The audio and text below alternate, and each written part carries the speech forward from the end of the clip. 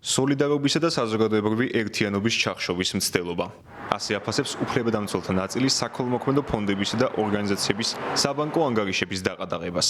პროტესტში მონაწილე დაკავებული პირებისა და მათი ოჯახების ადმინისტრაციული სამართალდარღვევის ბრალდებით დაჯარიმებული მოქალაქეებისა და ასევე დასავლეთ საქართველოში თებერვლის სტიქიით დაზარალებულთა დასახმარებლად მიმართულ თანხებს საგამოძიებო უწყებამ საბოტაჟისა და მტრული საქმიანობის დახმარების კვალიფიკაცია მიანიჭა. პროკურატურის ნაბიჯს იურისტები უსაფუძვლოს უწოდებენ და აცხადებენ, რომ საქართველოს კანონმდებლობის არც ერთი მუხლი არ კრძალავს მსგავს მატერიალურ დახმარებას.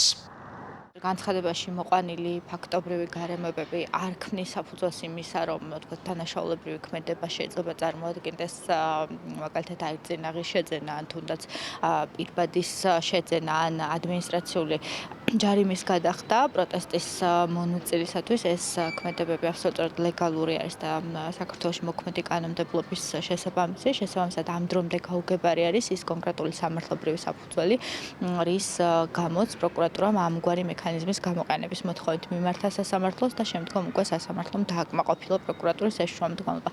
პროკურატურა ამას შესაბამისი მიზნობრიობით იყენებს და ეს არა განკუთვნილია არა სამართლებრივი შედეგის დადგომისთვის, არამედ მხოლოდ და მხოლოდ იმიტომ, რომ საპროტესტო მუხტი შემცირდეს და საპროტესტო აქციის მონაწილეები საკადრისად დაისაჯნენ. დაყადაღებული ფონდებისა და ორგანიზაციების ნაწილს ჯერჯერობით საგამოძიებო უწყების განჩინება არ მიუღია. ისევ როგორც არ მიუღია კონკრეტული დასაბუთებული განმარტება, რატომ შეფასდა მათი ქველმოქმედება სამართალდარღვევად. გუშინდლამდე ადამიანის უფლებათა სახლი აგრძელებდა მშვიდობიანი მანიფესტანტების ჯარიმების გადახდას, მათ შორის საშემოსავლოსაც ვიხდიდით ხაზინაში. შესაბამისად ამაში არაფერი უკანონო არ არის.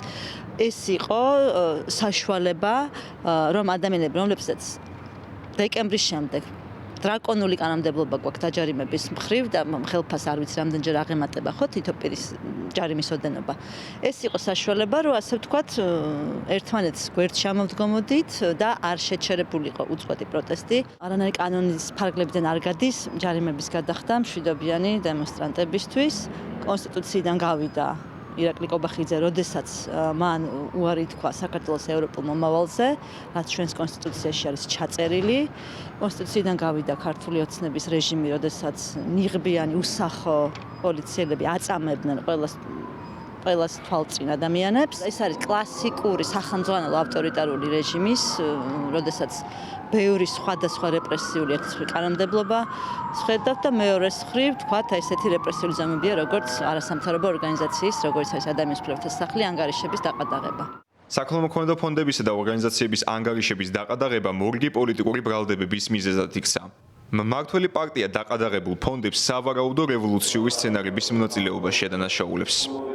შეიძლება კეთილი საქმის კეთების პარალელურად აკეთებდეს ისეთ საქმეს, როგორც არის თქვათ წახალისება დესტრუქციული მოქმედებების, დესტაბილიზაციის პროცესების წახალისება და ეს არ არის გამონაკლისი და არც რაიმე გასაკვირი არ იქნება იმაში, რომ სწორედ ესეთი საკითხები იქნეს გამოაშკარავებული, ეგ ერთი და მეორე რასაკვირველია ფონდებს ჭირდება შესაბამისი დაფინანსება.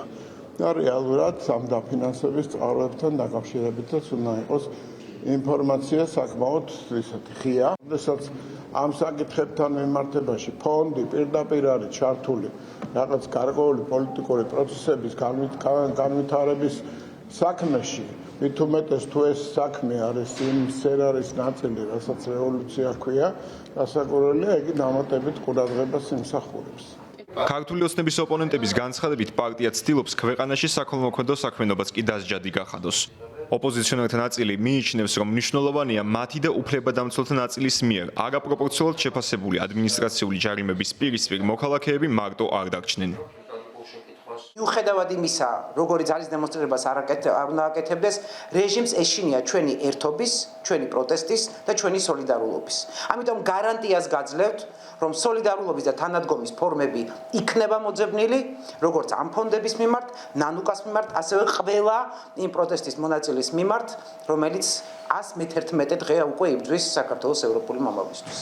ანტიდასავლური განწყობებით გამორჩეულმა ორგანიზაციამ ერთიანი ნეიტრალური საქართველო და მისმა ლიდერებმა ვატო შაქარაშვილმა და ნანა კაკაბაძემ 8 თებერვალს საქართველოს პროკურატურას საჩივრით მიმართეს. ორგანიზაციას სამართალდარღვევის არგუმენტად მოყვანილი ჰქონდა საპროტესტო აქციებისა სპეციალური დამცავი საშუალებების, მათ შორის აირწინაღებისა და სამედიცინო პირბადეების შეძენისთვის, მოქალაქეთა მიერ ჩარიცხული თანხები. საჩივრის ავტორთა შეფასებით ამ ინვენტარით ფონდები ახალისებდნენ კანონსაწინააღმდეგო და დანაშაულებრივი ქმედების ჩამდენ პირებს. ეს კი იმ დროს, როდესაც საპოლიციო ძალები ზედიზედ 8 დღის განმავლობაში დემონსტრანტების წინააღმდეგ სისტემატურად იყენებდნენ სხვადასხვა ქიმიურ საშუალებას. ეგრეთ წოდებულ წიწაკის სპრეის, ცხენმცდენ გაზს, წყლის ჭალსა და მასში შერეულ სპეციალურ ნივთიერებებს. მე ვარ